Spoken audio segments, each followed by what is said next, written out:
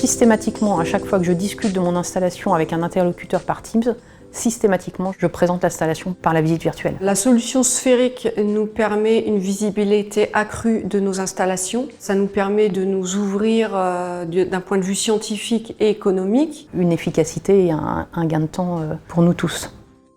On a utilisé la visite virtuelle comme outil de communication dans des réunions avec des personnes qui étaient situées à distance. Ça permet vraiment une approche beaucoup plus conviviale et beaucoup plus facile en fait, de notre installation, mais aussi des protocoles expérimentaux qui sont associés, des manips qu'on fait en fait.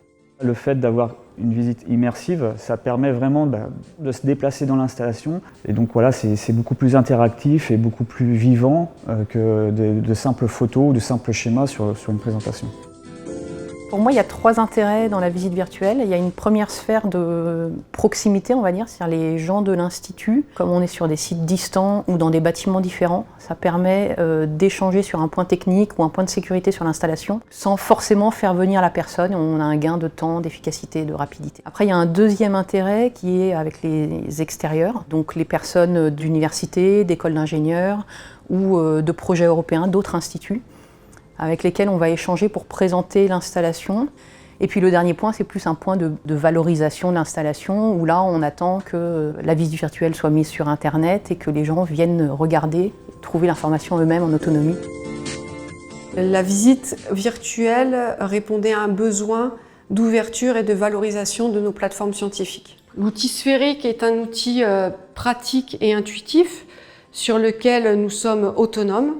Dans l'utilisation au quotidien, pas besoin d'être expert en informatique ou en communication pour monter ces visites immersives et on a une très forte liberté d'action, de la captation à l'édition jusqu'à l'exploitation de ces visites immersives par l'intégration de différents contenus.